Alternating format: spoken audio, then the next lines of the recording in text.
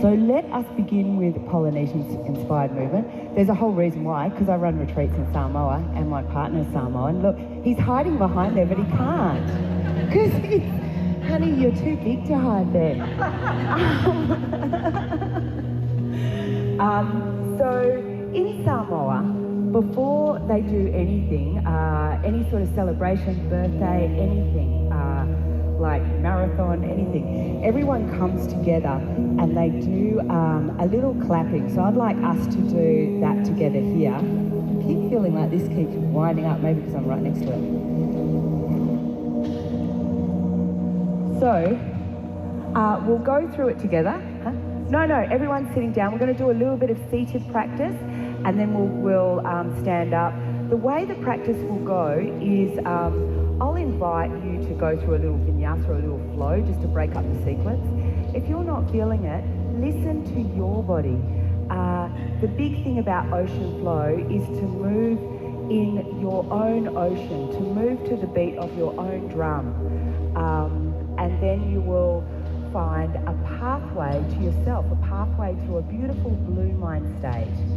So let us begin. We're going to do a little bit of milli, milli, milli. So I'll invite you to rub your hands together. Let's get some energy going. Hey, Natalie knows how to do it.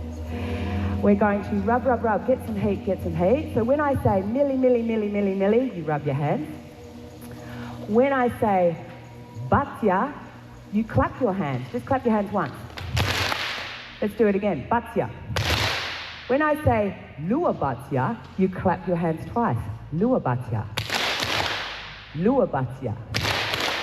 When I say hey, hey, you say ho, but you say it like you really mean it. Hey, hey. Ho! Hey, hey. Ho! Okay, let's go through that again. Milli, milli, milli, milli, milli, milli, milli, milli, milli, milli. Build up some energy. Batya. Batya. Lua batya. Lua batya. Hey, hey. Ho! Hey, hey. Ho! Welcome to S.A.Y, Show About Yoga. We are at the Bass Coast Yoga Festival, which is probably my favourite. Absolutely. And I'm talking to Jess, and I actually hunt Jess down for every single yoga festival or wherever, which she's going to get an AVO out on me. Because she is an amazing Zen Thai practitioner, would you say? What is it? Or a teacher? Or we call it Zen Thai Shiatsu. She's Zen Thai Shiatsu. Can you explain, what is Zen Thai Shiatsu? It's a beautiful bodywork modality. So it's a form of physical therapy where we sit with you and hold space for you and then work together to move your body. And we move the body with like a lens and an understanding of traditional Chinese medicine. So looking at the 5 elements and how they play out and are alive in your body and how we can reach a better harmony. I definitely feel it when I have a Zen Thai Shiatsu. I was actually talking to someone a bit earlier, just in the lunchroomish area, and she was saying that once she had like a Zen Thai Shiatsu, and the woman moved her legs, and then all of a sudden she felt all this clarity. And I feel like I've experienced the same thing. So my other question to you is, I know that you teach Zen Thai Shiatsu to people wanting to learn how to do it. You also practice on, like, perhaps someone who's coming to get a treatment. Do you say treatment? We call it a treatment. Yeah. Okay, yeah. How does that differ? Well, I guess the teacher training would differ, but how does like a one-on-one differ to a festival? Oh yeah, so at a festival like this, people come for a yoga festival and they want to get in touch with their body and their self and further their practice.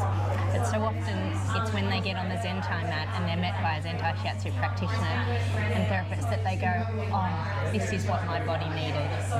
And often when people are practicing yoga, they are very much conscious of what they are doing and they are doing yoga, whereas being a passive participant in a Zen Thai Shiatsu therapy session, you get to fully relax and surrender into parts of yourself that you may not even been aware that you're holding tension. And so it's really, really invaluable for like people to reconnect with themselves. Like quiet. You've just articulated the reason why I hunt you down every single time. Yeah.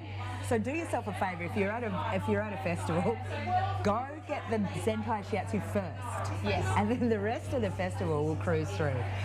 And also get in first, because we always book out. You'd always book out. Yeah. And I'm sort of hovering around going, oh, what else is there? What else is there? I get greedy, don't I? I try and back them up.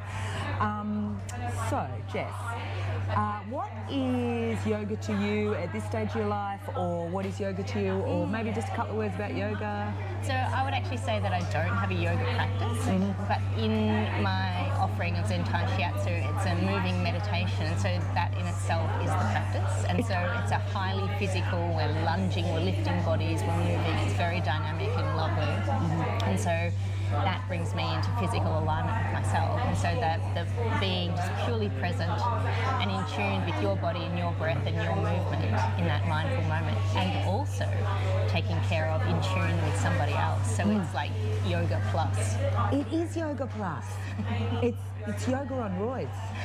It is. Yeah. It's been called lazy man's yoga. Really? Because you just get to lie there and we move your body for you. Well, when people ask me what it is, the way I explain it is that I'm like, it's like people are doing yoga on you. Yeah. For you, with you. Okay, with you. That's what I should say. Yeah. So if someone was wanting to get a Zen Thai Shiatsu treatment, or perhaps even a teacher training, where can they find you? So I'm based in South Gippsland, and there's plenty of Zen Thai Shiatsu website. You can look it all up. Zen Thai, I think shiatsu.melbourne perhaps, or look up Gwyn Williams, who's the founder of Zen Thai Shiatsu, and from that national website, all the international courses are listed. And so my course is listed there. I'm running a 4-day foundational level 1 training in June in South Gippsland here. Yes, so you can learn, and also various workshops. I'm doing a workshop here at the Yoga Festival so that I can expose a whole room of people to the quality of touch and really diving deeper into sensing how they touch themselves and how they can connect with others better. Yeah, and get in touch with themselves. Yeah. The Yoga Festival is how I found out about Zen Thai. In fact, you're the first person to ever do Zen Thai Shiatsu with me. And then I went up and did a little training with Gwyn as well after that. But you're my favourite. Thanks. Thank you.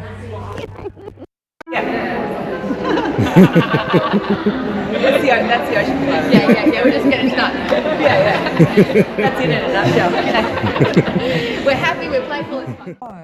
So, I've just run into beautiful Belinda, who came on the Samoa retreat last year, and then went off and had the most amazing adventure, sleeping in beach chalets, and you were just telling me you were sleeping in the falays in the rainforest. Yeah, next to the river. You are an adventurer. In the middle of a massive thunderstorm with the rain pelting down, dry and warm as toast. Wow. Amazing. Wow. And I just love the way that you finished the retreat and then you and Debbie just went, okay, let's go and discover this country. And you guys did. Yeah, I'll take my hat off to you. So I wanted to chat with you about yoga. How long have you been practicing yoga for? Since childhood. Right. So not that long. Not that long. I'm really new. Yes. I'm really new. Yeah. And has your yoga practice changed over the years? Like, take us through that. Enormously. Right, how? Obviously, so as a child, I was actually going to my parents' yoga classes as the only child in an adult. So were they teachers or were they bringing you to their... No, they were being taught. Wow, that's pretty progressive though, taking their kid to a yoga... Love it. Until I started snoring during meditation, so I had to politely suggest that maybe I should be going to the kids' classes. Right. Okay, so that was my first opening to yoga, and I used to muck around at home, trying to stand on your head against the wall and things like that. I used to be able to do full lotus, get up and walk around on my knees and then drop to my belly in full lotus, like I was a flexible little monkey, but just having fun with experimenting with what I could do with my body, and without having been a gymnast or anything like that. And then probably a long break during teen years and early adulthood of not doing enough things like that. We do that. We'll do that. We get a little distracted. Yeah, yeah. And goodness, when did I come back to it? Yeah, how old were you when you jumped back into yoga? So more recently, it was probably around COVID. Right. I went to a festival where they were doing yoga every morning as part of the festival. Yeah. And it's actually even before that. Anyway, at about that time, it's maybe 10 years ago. Yeah. And I was actually doing some at a workplace. Then I went to this festival. I was doing it every morning, and I went, you know that this is really good for you. Yeah. You know that this does amazing things for you. You must do this more. Yeah. And then it became that commitment to find someone locally who I could do more with. Yeah. And it's expanded from there. And now I'm doing yoga pretty much every day at home of my own. But, Wow. Yeah. Wow. What do you lean into? Are you do you start with meditation? Is there a particular practice that you like to do? What does your yoga practice look like? Anything from a short awakening I do mine in the morning, like first thing. I sit with a tea and I do yoga. And sometimes it's a really simple movement, a little bit of flexing, and it might just be a meditation after that, or it might be a full hatha vinyasa flow that goes for an hour.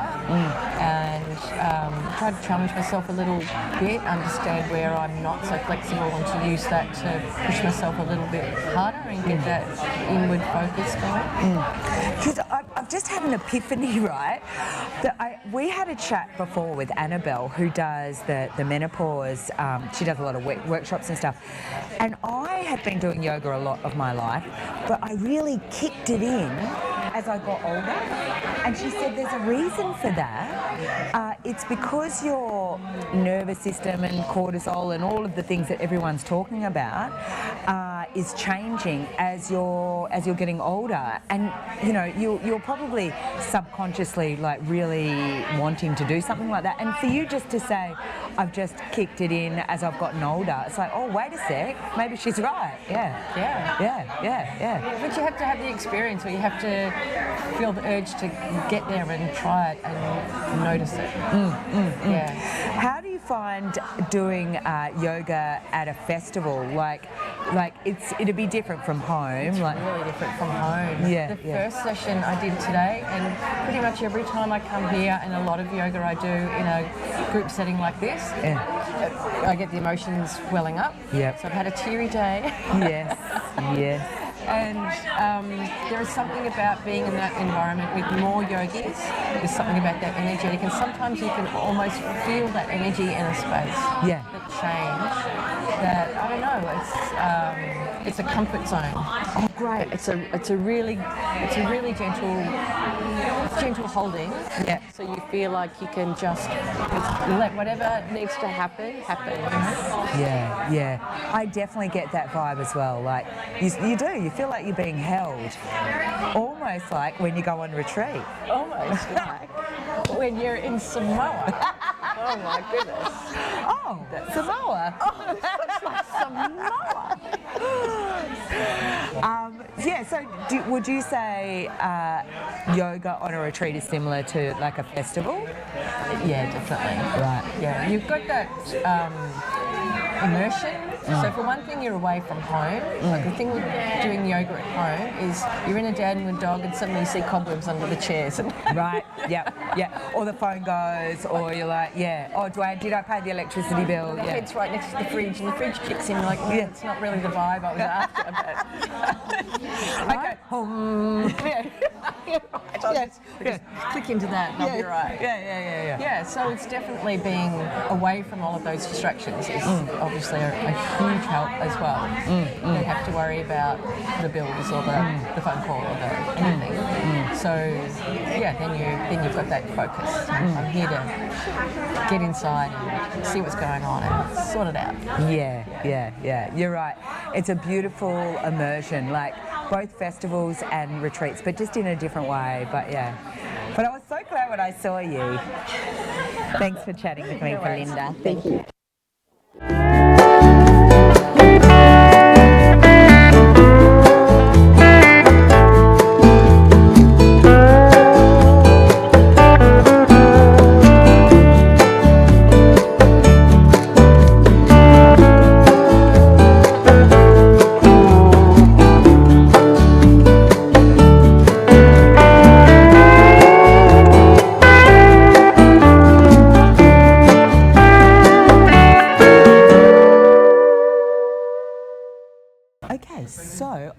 to, well, I've been actually stalking Ange. Didn't run into her. She's got an AVO out on me. To Ange, the legend that has many balls in the air, Kambudi. Kambudi is the first place that I became aware of your amazingly beautiful, beautiful, beautiful bolsters and mats. Let's chat a little bit about that first, because you go to India and you've set up some sort of program with people there to help with the art. Yes, so I did a teacher training actually, my second teacher training in India around 10 or 11 years ago, and after that I went travelling with my mum to find really nice artisans, because I thought the magic of yoga really happens when you have a practice at home, as well as going to a studio as well is also important for communities, but when you have a practice at home, it's where the practice really comes alive and becomes part of your day. So I wanted to set up people with really beautiful equipment that they don't put away, they keep out and they create a sacred space for it. And that's where I saw hand block printing, and I thought I can really make something beautiful out of this, something sacred that's been mindfully made for people to practice at home. And so that's where the idea was born. And so then we travelled around and found ethical artisans, and we have the same artisans that we started with, we don't necessarily work with now. We've got two that we're stuck with though that are very ethical. One's a social enterprise, which is a beautiful place down south of India, and then we also work with natural dyers and hand block printers in northern India. Both of them are very important to their communities, really. I mean, the social enterprise, they get a portion of the profits of the what they make. It's a social enterprise in that way. So it's very ethical. They're also very good on sustainable use of water and natural resources to create the product, and there was nothing like that in Jaipur or anywhere else in India that I could find. And they were the only people that worked with global organic textile standards as well. And then Sufyan and his family were really pivotal a few generations ago of reviving block printing in their community after an earthquake devastated their community, so it really lifted them back up. And they're very big on water sustainability and everything as well, which is really important because it's in Gujarat, which is like there's a lot of desert and everything there, so they've got to be really clever and really smart about how they use their resources. And there's nothing like their natural dyeing and their multi-block artisanal process. And I fell in love with it because it's absolutely mindful processing. Like you have to, it's like monotasking. You have to be with what you're doing to actually get it right. Wow, it's you your own yoga away. almost, yeah. Yeah, so it's kind of like sometimes there's a block within a block within a block. Wow. You know, and so the accuracy, it just has to be spot on and you have to be totally on it. And yeah, just the sound of the thud of the block going down, it's kind of like the thud of the heartbeat almost, you know. Wow. But you know that the people that are working on it are totally there with it mindfully as well. Yeah. And so yeah, it was really a beautiful process for me to watch and be part of, and now we sort of help design things colour-wise and things like that. Also choose the zips, design the bolsters, meditation cushions and everything as well. And yeah, it's a beautiful relationship I've got with both families, so I'm very lucky to have met them. They, and just very quickly, they are literally the most beautiful bolsters. I have a meditation cushion, sort of like a yellow one. It's probably, there's probably a fancier colour name for it, but it's so beautiful. And I've also got like the big meditation cushion as well. Yes. And you're right, they're works of art. They're just beautiful. So congratulations. Thank you. Yeah.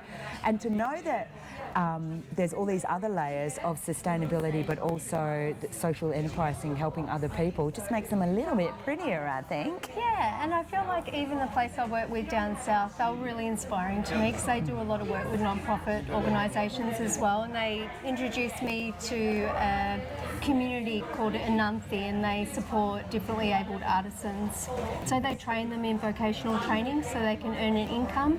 So they make some of our like tote bags and things like that, and we sell them and give them 50% back of the profits for that too. So yeah, they really inspired me because I always wanted to create something that wasn't, for me, just earning profits for me is not, you know, I don't find that satisfying. Like, I would rather do something that actually lifts up, you know, the people around the makers and everything. So that was important in our setup to make sure that we had something ethical, sustainable, and something that lifts people up that want to work and that want to have a vocation. And if we can support that in some way, even if it's little, then, you know, it was very important to have that as part of our makeup.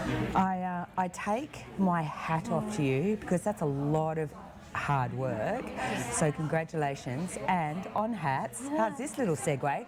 You've got loads of hats. So we were just talking before about your yoga training at Sattva Yoga. And I wanted to chat with you about the online offering that you have. How long has that been going?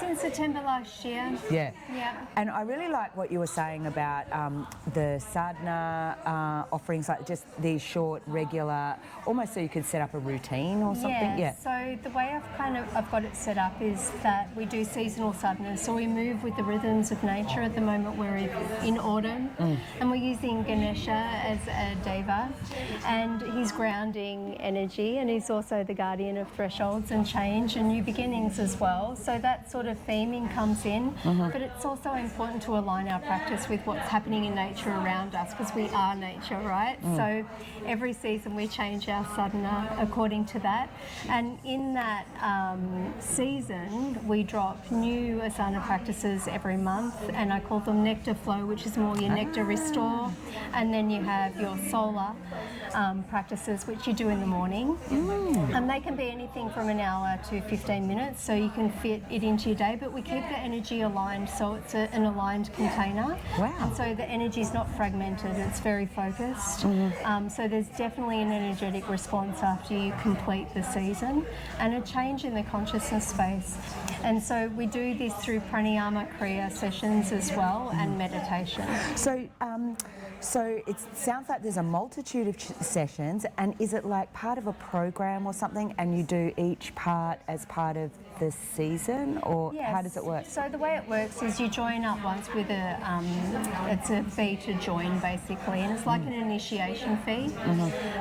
So there's a certain amount you would pay depending on which subscription you're up for. Thank you. That's right. that you wish to go down. But Buddhi Roots is our foundation, and it has so much in it already. So in that you pay that subscription fee, or that initiation fee, and then it's $26 a month.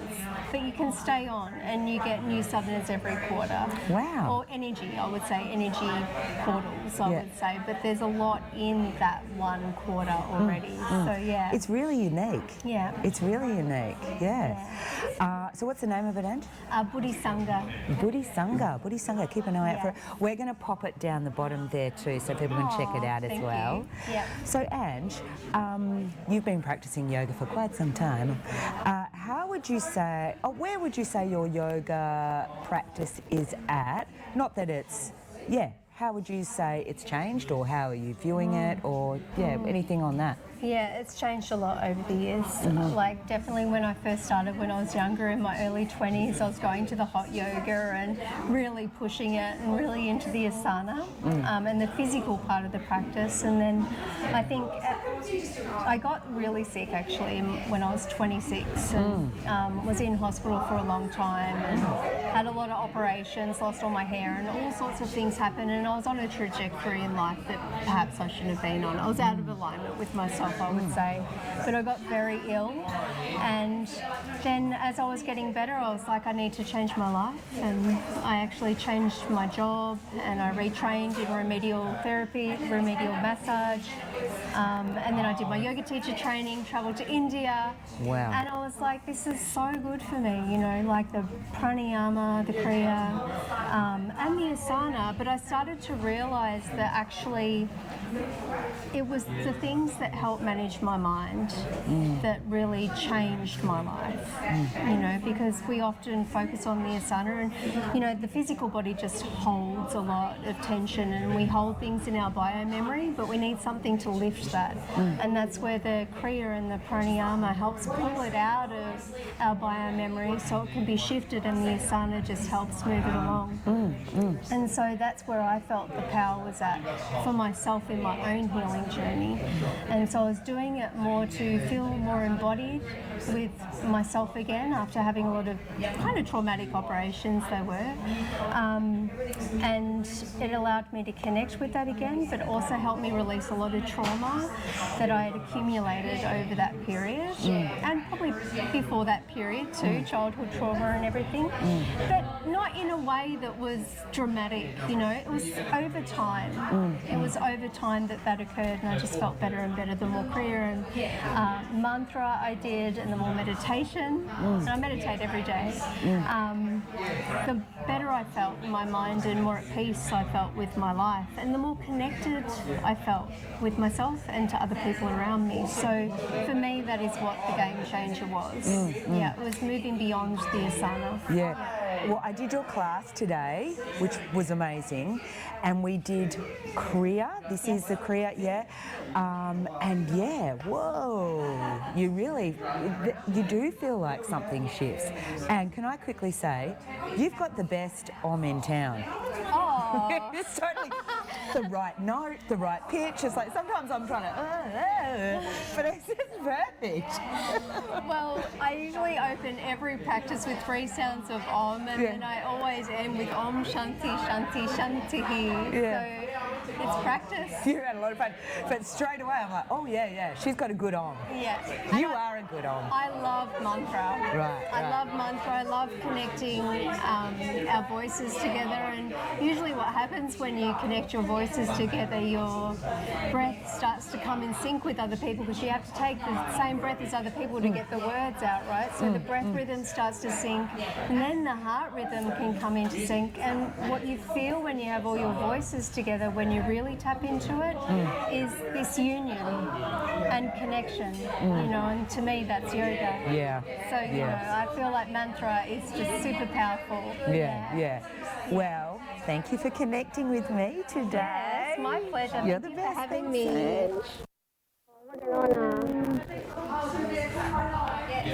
Thank you. Bye. Master Ken here with a special message for Justine. According to Robert, you need tips on self-defense for yogis who use a black yoga mat. That's oddly specific. So I have a green yoga mat, just pretend that it's black. Now when it comes to self-defense for yogis, there is a banned ancient yoga that was removed from the Olympics. And it was basically an emeritote version of yoga. It was too violent for the yogis. So in order to make it palatable for the masses, they had to change it. But there was a combat version of yoga. It was called Yo Groin, as in, we gonna destroy your groin.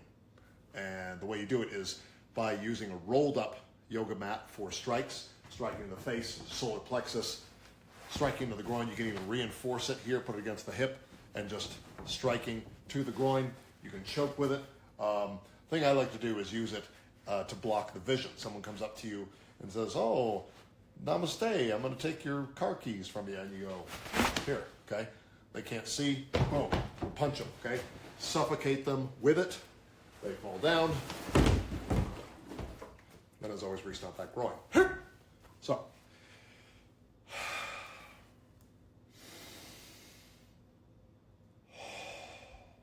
namaste to you. That was a show about yoga, an S.A.Y, if you will. Breathe in, breathe out, and as always, remember to restart that groin.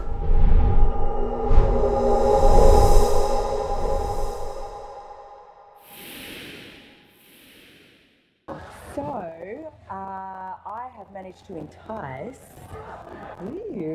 Heather? Yes. Excellent. Heather, what's your last name? Leighton. Heather Leighton, published author, sold out published author, by the way, into our little beachside area. It's a beautiful day here.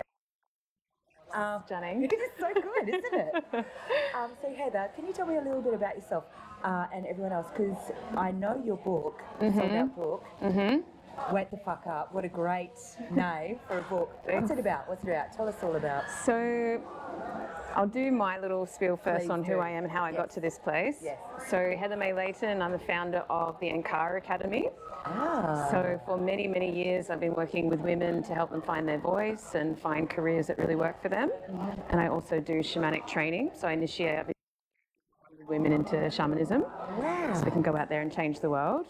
Wake the Fuck Up is a book that I wanted to gift to as many people as possible to really talk about the foundational lesson that I've had to teach every shamanic student, which is get your energetic container sorted first, stop leaking your time, your money, your energy to everything that's not your vision and not what you're here to do, and then we can start all the fun stuff. Oh, wow. So the little book goes out, Wake the Fuck Up, and it snaps them. They go, yeah, actually, I'm So here it's to like do a some little important stuff. prelim thing before they go and do their shamanic training. Or, Yeah. Wow. Yeah. Wow, that's great. Yeah, because I seem to have the same No wonder it's sold out, conversations. dude. Yeah. Well, yeah. Lots of people need to wake up, apparently. Pretty much everyone, I think. Yeah, pretty much. Yeah. Yeah. Wow. Yeah. Wow. And I ended up getting a lot of people buying one for them, but then they'd stack them and give them to their family members that need to wake the fuck up. Just put them on the coffee table. Nice. Just leave that one there. Nice. Yeah. Oh, you forgot something. Oh, no, I didn't. Yeah, no, it's good. It's good. It's yours. It's yours. I left it there. Nice. Yeah. How long have you been working on Wake the Fuck Up? I'm just going to try and put Wake the Fuck Up in about 10,000 times. Oh, wow, there's a mystery coffee. Ta-da! Oh. Thank you, my darling. You're the best.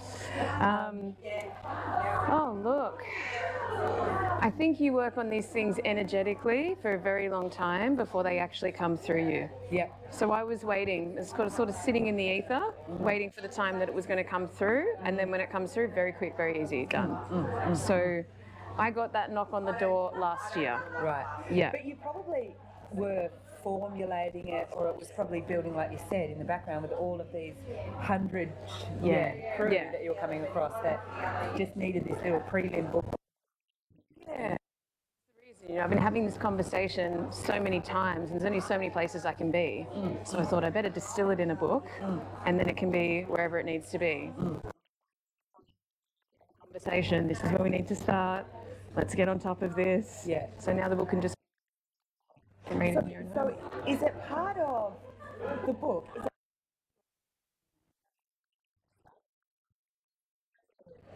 not get rid of? Save you a bit of time so you don't need to, do you know what I mean? Like at the very start of the training, you'd be like, okay, everyone, you need to wake the fuck up. And so that's what it is. Yeah. Sort of having that preliminary conversation. Train as a healer or whatever that is, it seems to snap people awake and go, yeah, actually, set that boundary.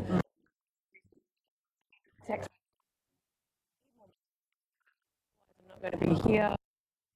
So it's really that reminder over and over again. Yep.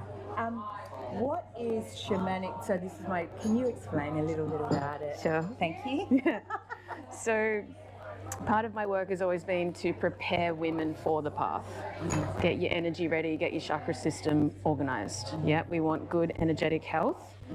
When we train in shamanism, which is opening you up to the spirit world so you can speak to spirits, you know where they reside, you know which ones are good and bad and how we're going to help people with that. That can be a little bit destabilizing for the nervous system. So we want to do it well and we want to be ready rather than just overnight starting to speak to spirits. That's too overwhelming, nervous system caves in and we have another mental breakdown, another spiritual awakening. Looks like the dark night of the soul. And we often lose that person to medication or something because there's not enough understanding of how healers and shamans get chosen. It's really like, now's your time to go out there and do something with your skills. So we try and prepare them softly, gently. So when they go into it, they're really prepared. They're energetically well, nervous systems are safe. And we go through and say, great, we've always been a healer. Here we go. Here are the skills. No mental breakdown needed, no crisis, no dark night of the soul. Right. Yeah. How old were you when you knew that you were a shaman? Or when did you know that you were a shaman? When did that little tap on the shoulder happen? I think it was tapping for a while. Right, I really needed someone to help me with that, but I was trotting off to the jungle at 24 years old. Whoa. Ayahuasca and shamans going, why am I here? This world seems really depleting, pretty awful. I feel like there's a feeling in my body that's not matched outside. I've done all the things. I went to school and I got a degree and I had a boyfriend and I bought a house and I was Wow, empty. you did all the things. I did all the things and I said, is this it? This is what you're... I'm miserable. This is terrible. Off to the jungle I go. At 24. 24. And then did you do a Yeah, it really opened my eyes. And that's what it kind of smashes you open to all the things. So I could go, okay, that one reality isn't the only one. I need to go and find myself. I need to travel, I need to learn, I need to develop my skills, and I think I've been going ever since, to be honest. Nice.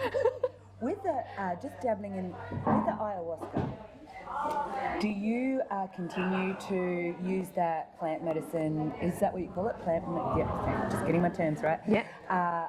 Do you continue to use that? Is there a finite amount of times that you can use it? Like, does it suckle the juju out of your head? Like, what is? I don't know anything really about ayahuasca. I get a lot of questions about this. Okay. So I don't use plant medicines anymore. Right. They're a good wake-up point, but they can also be destabilizing again. So they're good to get us out of our current reality, but if you can't put your pieces back together, then you're actually in a worse off state. So I help a lot of people going in and out of plant medicines, but I teach my students to do it without medicine in their body. So they can still converse with the plant spirit and get all the learnings and the lessons, but we've got to do it sustainably. So it's really safe. Right. So you can still have the same experiences without vomiting your guts up in the jungle. Which I think is... your pants. Yeah. So I've done all that. Right, yeah. I've done all that so you guys don't have to. You don't have to do it. Yeah. That's okay. Yeah, that's all right. Good, It's my service. So instead of taking the plant medicine, how are the ways that you can reach that sort of heightened, is it reality, like heightened state? Yep. Is it breath? Is it you talk them into a trance? How do people get to that spot? So the way that I train is we use sonic driving, which is monotonous sound, drumming, rattles, whatever you want to use. It starts to train the brain to go into a trance-like hypnotic state. So similar to doing meditation every day for about 10 years, but we're trying to get the brain there faster. So if we can go into a trance-like state, which is what shamans have been doing for decades, we can access the different parts of our brain that are open, and that's what smashes open when the plant medicines hit your body. It's just quick, overwhelming, and slightly traumatic when the plant medicines hit.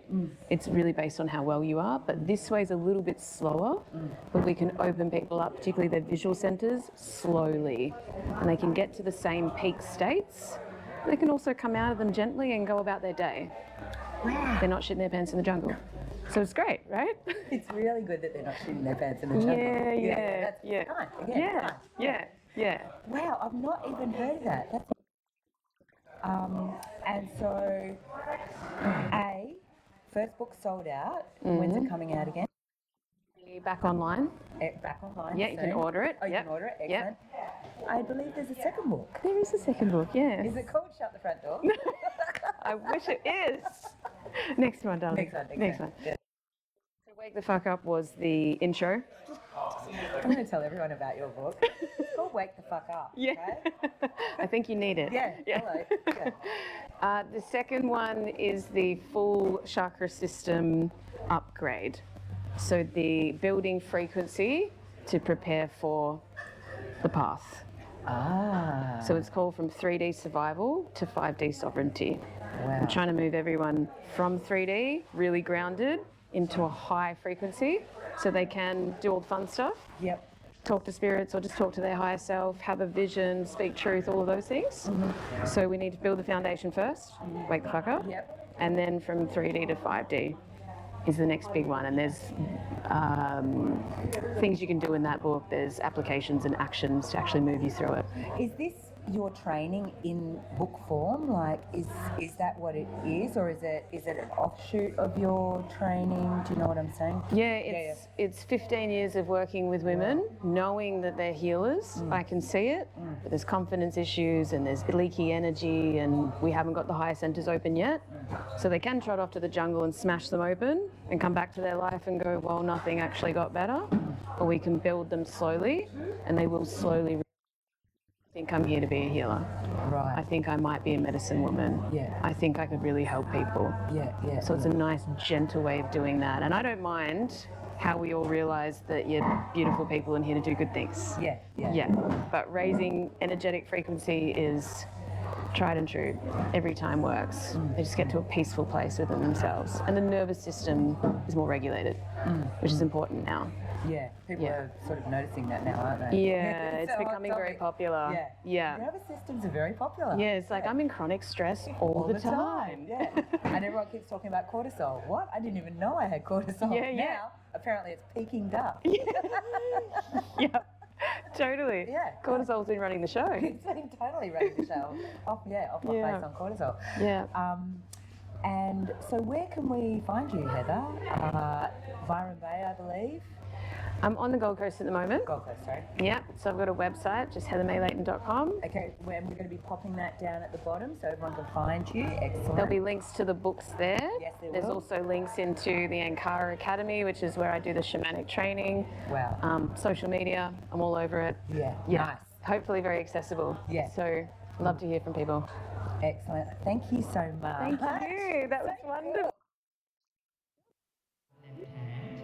And the right hand is open up over your top of your head. Let's just try it out to begin with. So you're going to float your hand over, land it, reach your left hand up and over. You might find you've got a little bit of sort of propulsion, like keeping going over to the top. Let's take an inhale here on the left. Exhale. Inhale.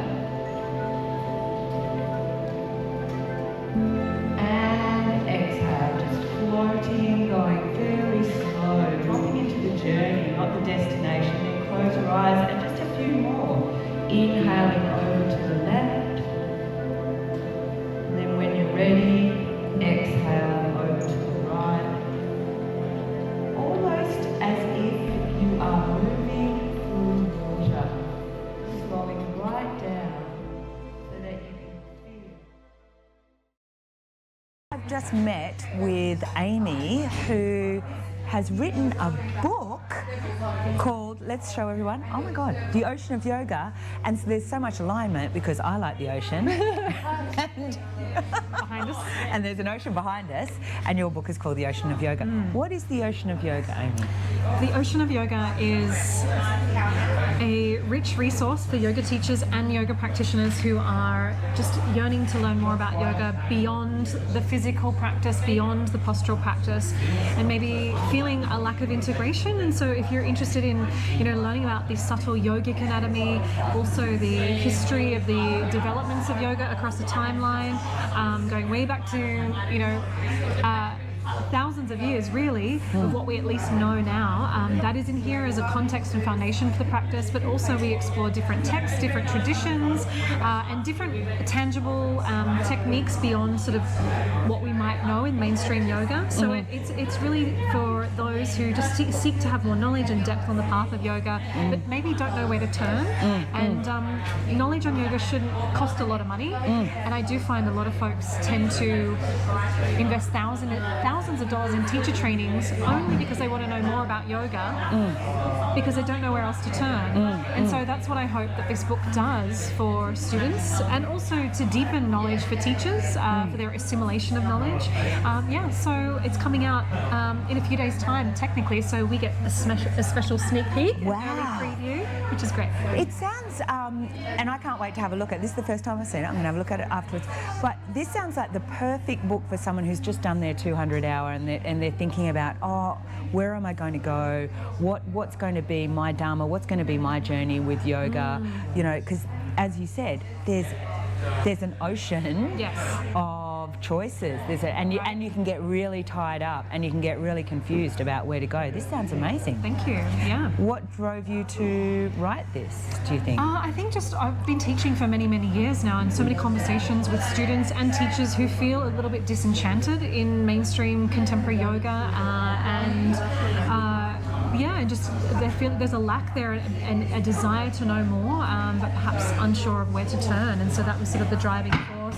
You know, I've mentored a lot of teachers, so I feel like this sentiment is across the teaching community as well as the student community of yoga. And so it aims to kind of fill that void. And it's really the book that I wish existed so many years ago when I found yoga. And I thought it still doesn't exist, in my opinion, and so I'm just going to create it. And that's always the best way to write something, isn't it? Because you're like, I wish it existed. Where can people get the book?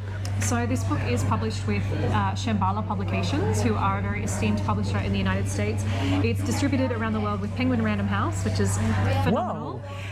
So you can buy it anywhere that you would normally buy books. So this is not self-published, this is through traditional publishing, and you can order it online, on Amazon, Booktopia, really any major bookseller. Local bookstore is always a nice thing to do to support your independent local bookseller. So yeah, wherever you can get books, you can get this. And Amy, if I was wanting, you teach in a studio or? Yes, I teach in a studio and online. Oh, great. And so where's the studio and how can we get a hold of you online? Okay, so I'm going to recommend online because there's a little bit of transition happening in person at the moment.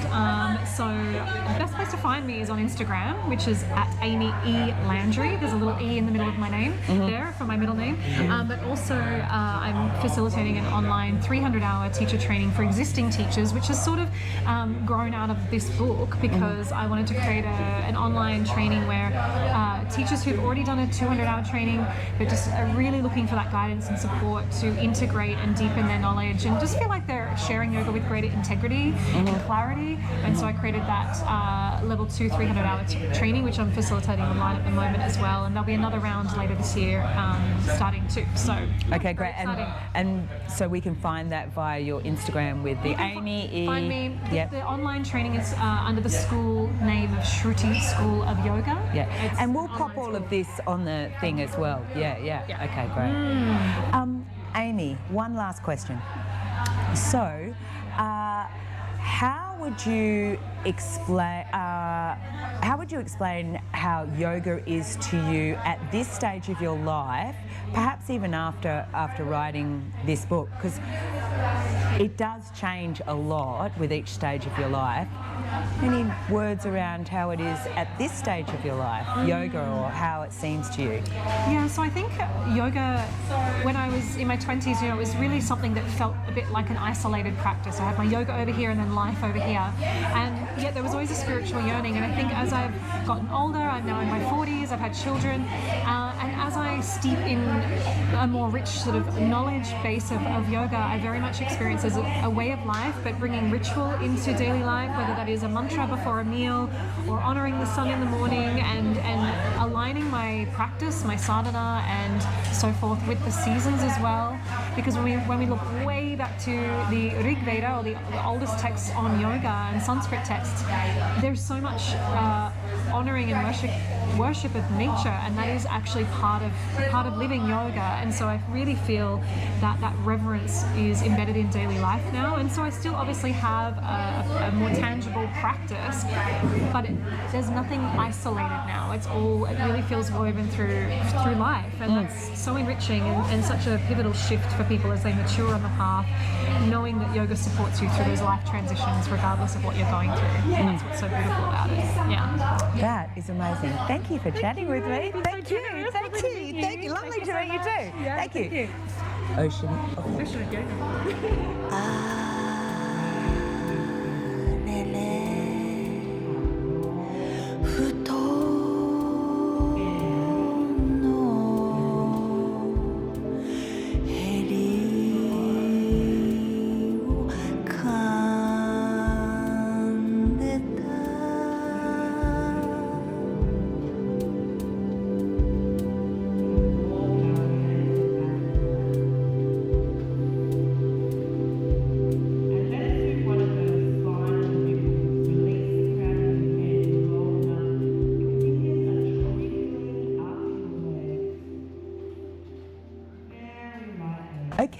Excellent. So I was about to say I ran into Annabelle, but we've actually got a stall between us. We're right next to each other.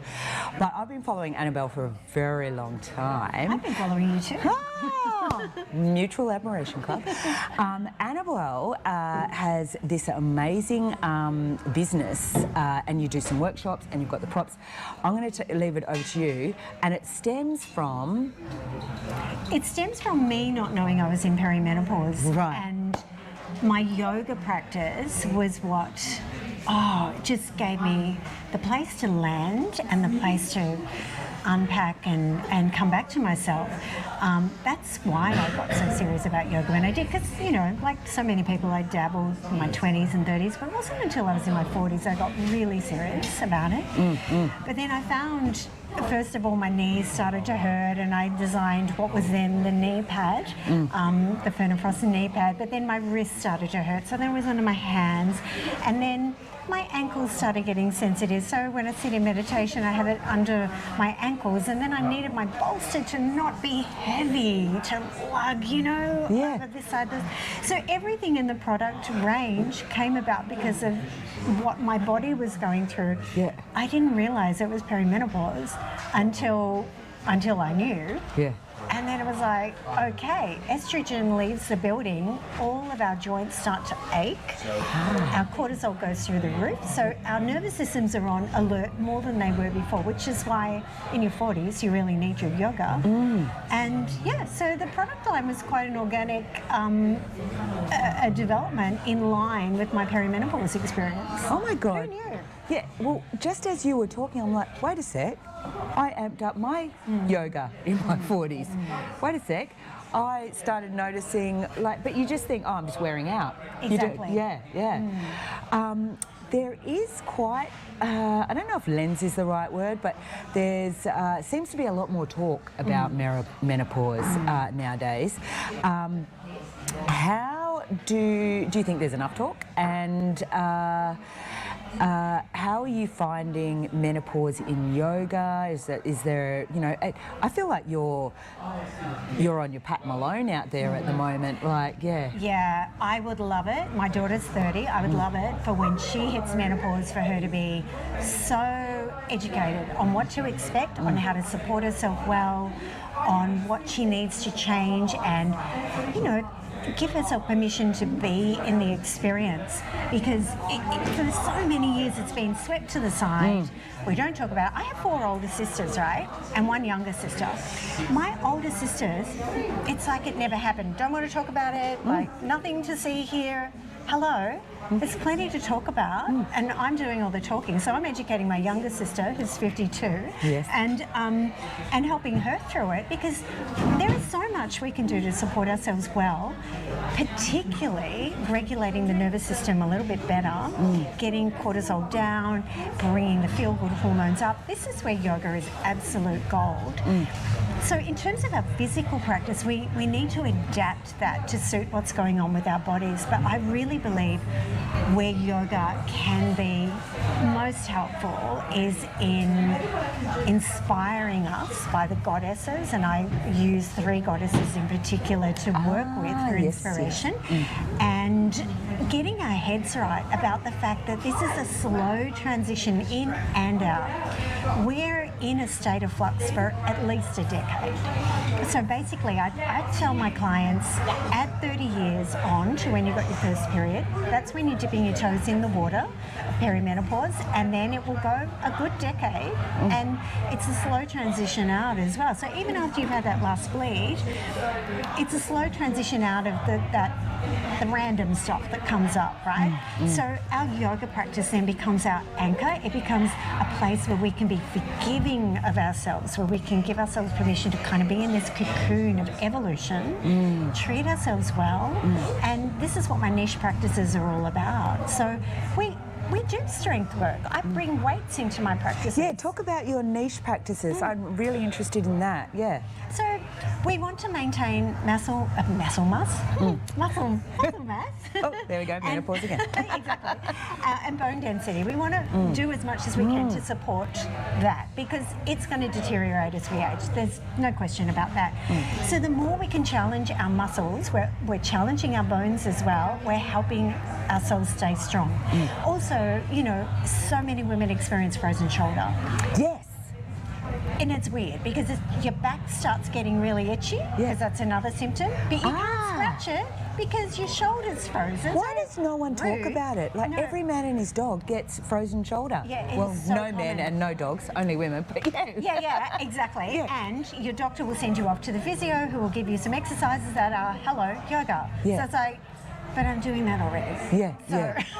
But the thing is we need to keep the shoulder moving, little, you know, not huge movements, but we need to keep it moving because it will pass. It passes. The frozen shoulder passes. What sort of things would you recommend? What's one of the things that you do for frozen shoulder? Well, I love working with what I call squircles. I think I made the word up, but it's basically on all Literally fours. my new favourite word. Squircles. I think squircles is something every woman needs to do before any kind of exercise, right? What's so a you're on all squircle? fours, Yeah. And you're wider than cat-cow, so wider hands and knees. And you're just moving around in a squared off, rounded off square, right? Hence squircle. So it's sort of circly and squarey.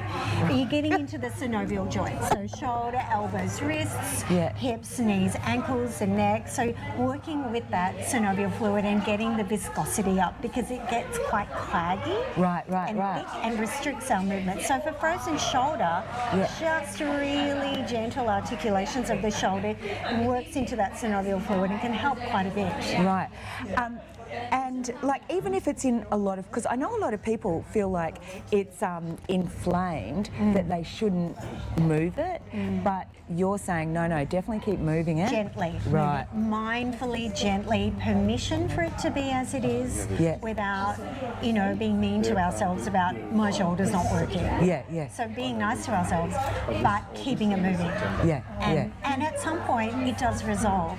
So same with plantar fasciitis, that's another huge thing that comes up for women. Because I got that first. I got plantar fasciitis literally probably maybe about 8 months before I started this one, and then I got this one, but now I've come out the other side because I've been doing a little bit of exercise and I've been taking some estrogen as well.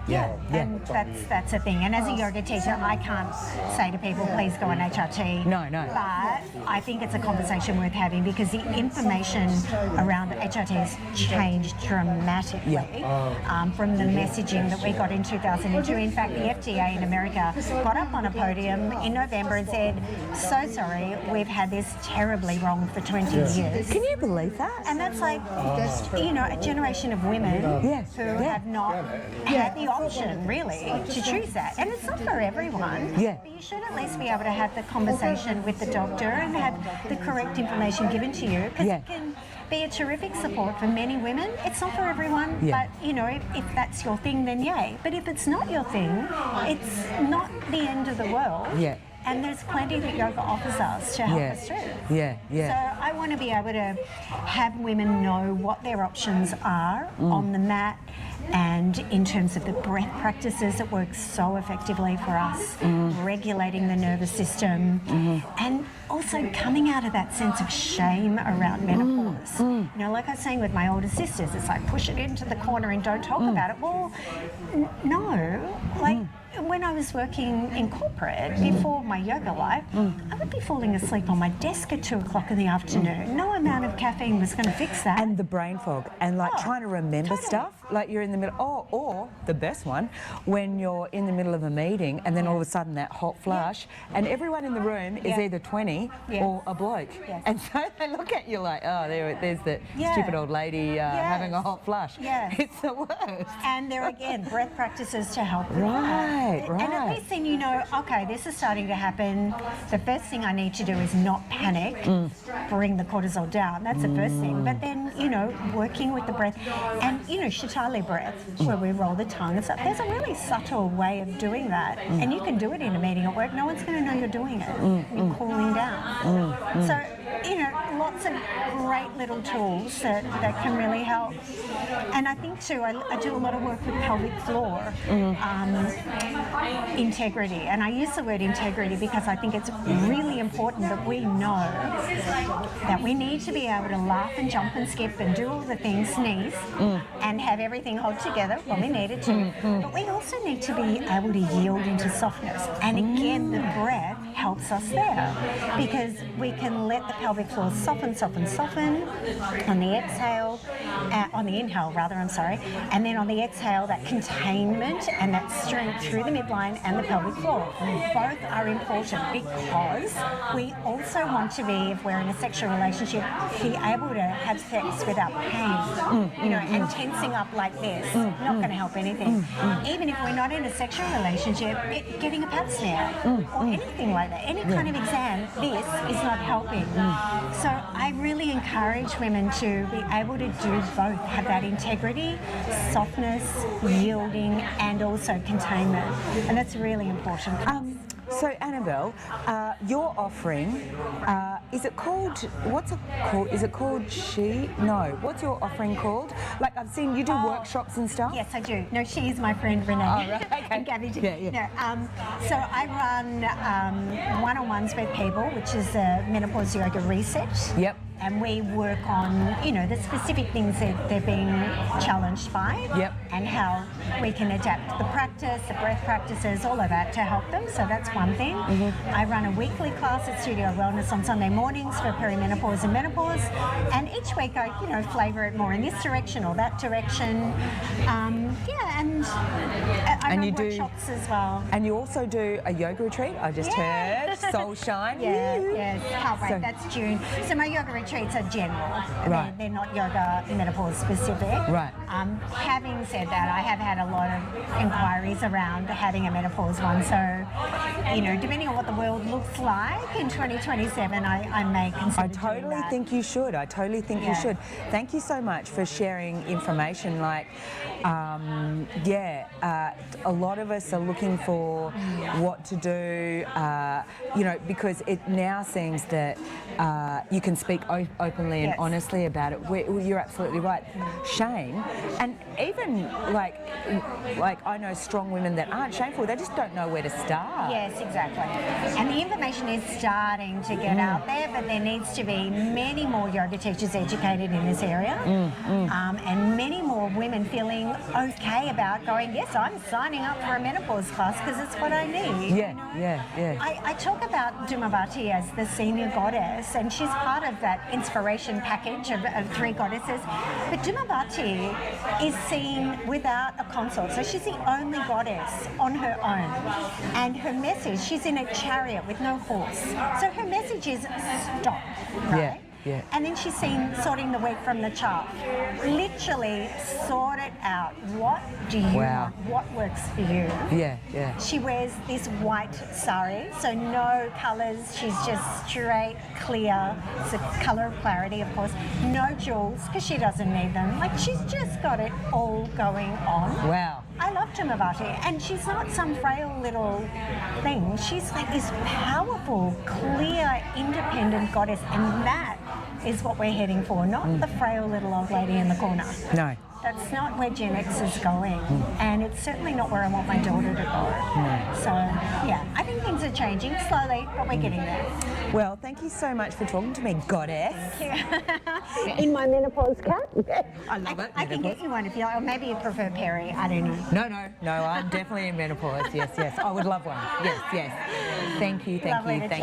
Lovely to chat with you too, thank you.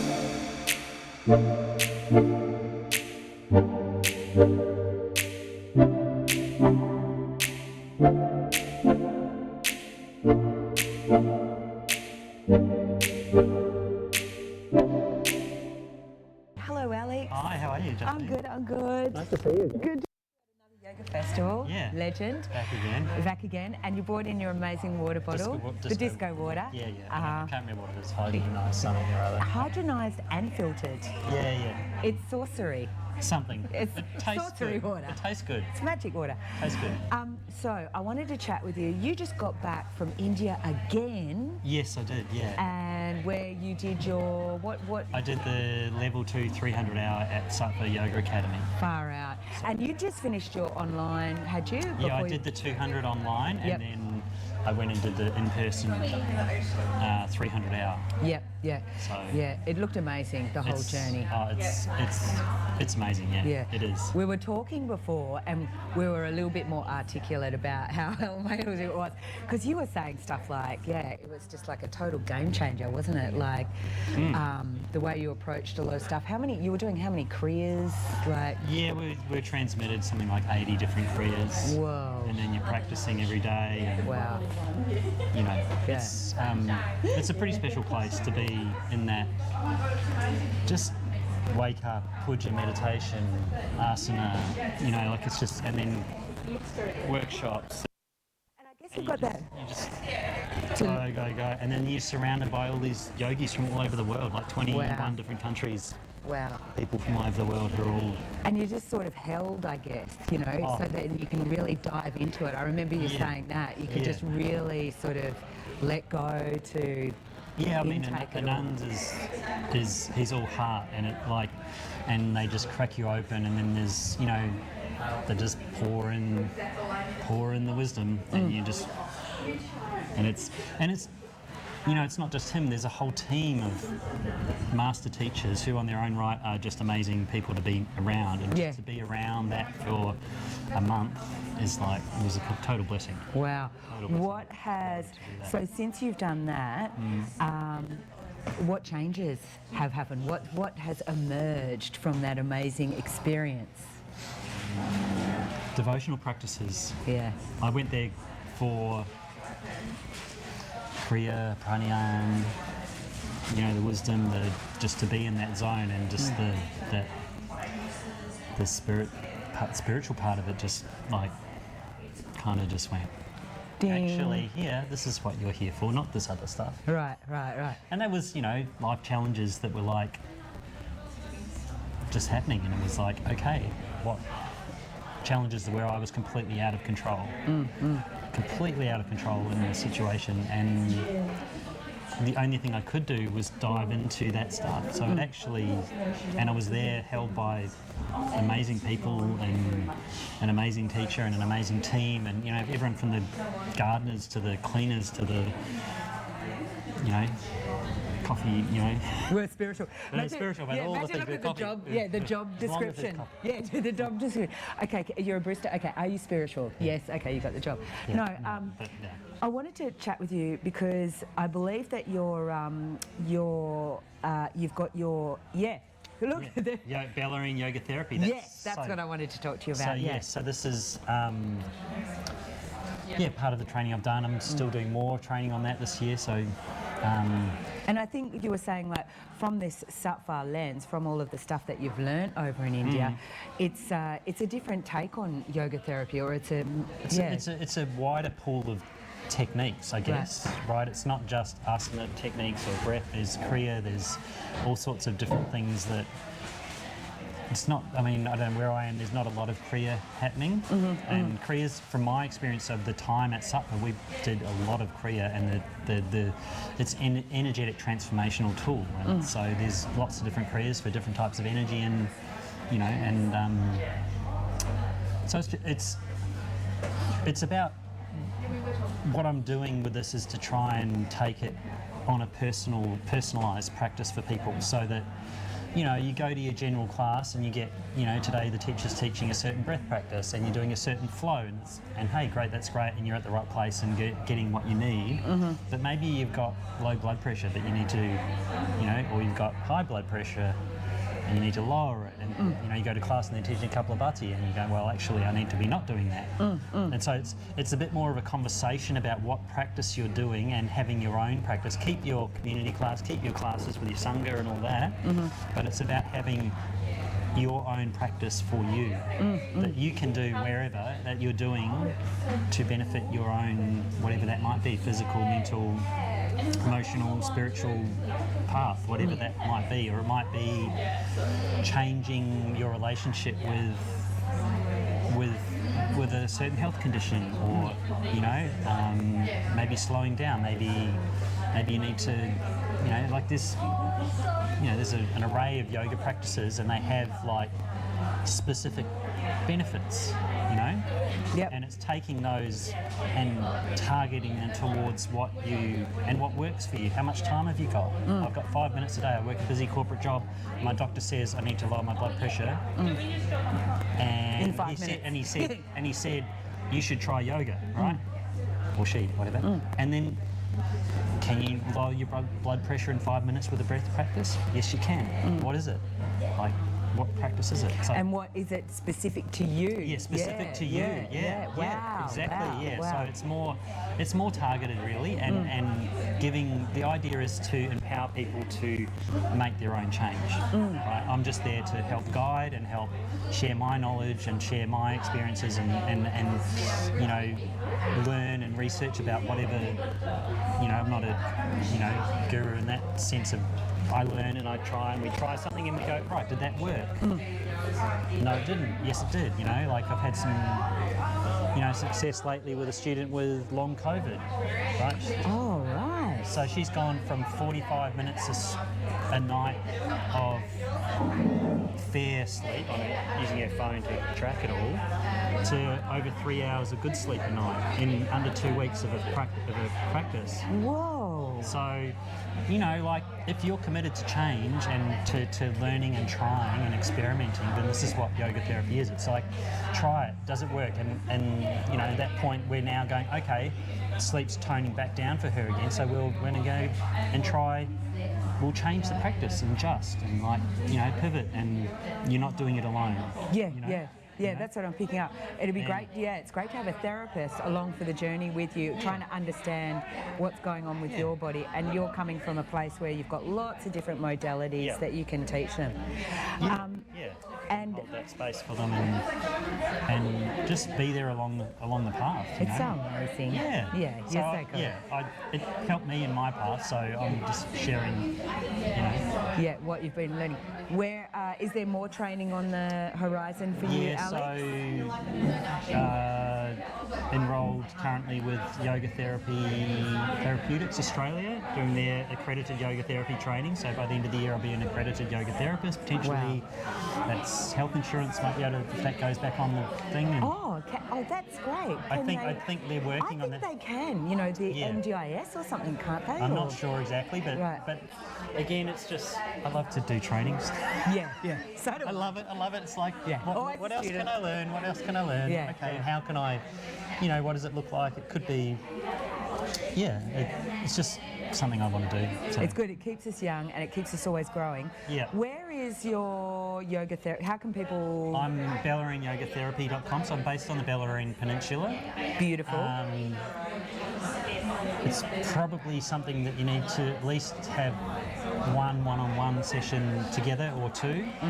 From then onwards, potentially could be more online, but it's like, the idea is that, sort of initial consultation, number 2 meeting, I share a practice with you, then you go away and do that, and then you come back in a few weeks and go, how's it going? Right. Did it work for you? Are you practicing it? Okay, where's the resistance? Okay, let's change this, let's change that. So it's not, I don't know the answers, and it's like, try it, notice the resistance. Okay, I'm resisting this practice. Okay, let's do something else. Or, how can we change to adapt to make and still keep working towards your goals of being maybe being more present, maybe feeling less pain, or your relationship with pain. We're not going to cure. It's not a cure. Yoga therapy won't cure anything, but we can make your path easier, I guess. Like maybe change your relationship with what you're dealing with. And maybe, just getting a lot more aware of what's going on, perhaps.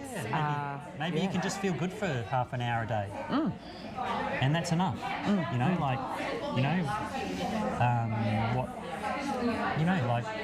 All sorts of, the kind of the potential for help and how it can change people is just huge, really. Like, and the medical science world is starting to go down that path and seeing those, and that's probably more yoga therapy, isn't it? More kind of, it's kind of almost like it's science, like it's like what's the science behind this? And there is a lot of science, and they're starting to see more and more, aren't they? Yeah. But the thing about yoga therapy is it doesn't forget that it's a spiritual practice, right? And in the end, all problems are spiritual problems at their base level, whether you believe it or not. Yeah. Right, really. Yeah. This is words from my teacher, and I believe it, so I feel it, and it's what I felt. Yeah. So As soon as you say your teacher, your whole face just went, oh! Bit joyful there, my friend. Yeah. And to be around people like that in a place like India where the vibe is so, it's just up there, like it's so high. Right. Like you're just like, even in the chaos of craziness of it, it's like there's this underlying tone, like that's just there. Certain places where I remember being in a temple and there was like they were renovating. So there's like a guy on the side of the door with a scraping door. There's another guy on the other side banging nails into something or other. There's people outside. There's horns going on. Yeah. All this is going on, and then you're sitting there meditating, and then these arms just wrap around you, and you're just like, oh. Wow. And all of that just goes away. Wow. And it's like things like that. That's what I found in India, is that there's just stuff like that. The noise, the chaos, all of that's there. But if you're open to this other side of life, then it just comes out, and you can't not feel it, and it's like it literally was like arms wrapping around me, and I just and you just go, oh my god. So, and I just bought a candle that reminded me of the smell of that place. So when I burned that candle, it's like you bought a candle here? Oh, from next door, just there. Ah, nice. Okay. Yeah. Anyway, but it's like, so there's, and yoga therapy takes all of that into account. Like it's not discounting the physical, it's not discounting the emotional or the spiritual. It's like, how can we work with everything holistically, work with the whole thing, work with your whole being, work with your practice, work with your journey, whatever it's at. Makes a whole lot of sense. Yeah, and going to classes, I love. That's how I got into all of this, and I loved your class today, right? Thank you so much. And that's great to come and receive, but it's also good to have your own practice and do your own experimentation and your own thing that you can go do at the beach or down in the forest or whatever it is, like you specific to you. Specific to you, every day. Like you go, right, what am I doing today? I'm doing my sadhana, and it's this. I do this breath and that, and see how it goes. And go, is this helping? Cool. Okay, it works for a while. Now it's not working. Okay, so we need to change it. That's something Nun said to me in India as well. He said, you do these things, but you don't do sadhana forever. You do it for a period of time, and you're right, done that one, and you go to the next one. Right. And you go to the next one, and then it's like keep looking, keep going, keep looking to the, keep exploring. Keep going, keep exploring, because once you stop... Well, everything else is going to keep changing, so we might as well keep adapting and evolving, right? Definitely.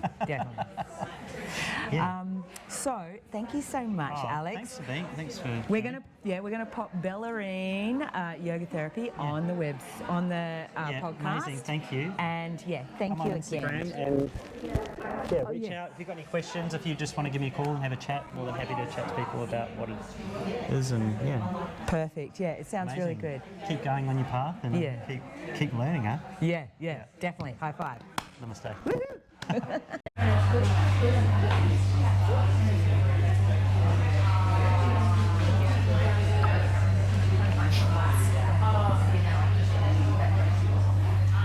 Hi. I see you're interested in the retreat. Yes, it's really good. Thank you for listening to this episode and watching this episode of S.A.Y Show About Yoga, where we are at the Basque Coast Yoga Festival. It's an amazing festival, so if you ever get the chance, please come along. It's down here in Inverloch. stay tuned for the next episode where we get to speak to Hugh Lee, who's the Yin teacher's teacher. He is a national legend on teaching Yin in Australia, and we're going to get his take on Yin, Qigong, meditation, mindfulness, and perhaps even a little bit about the yoga retreat that he's teaching on this year in Samlong.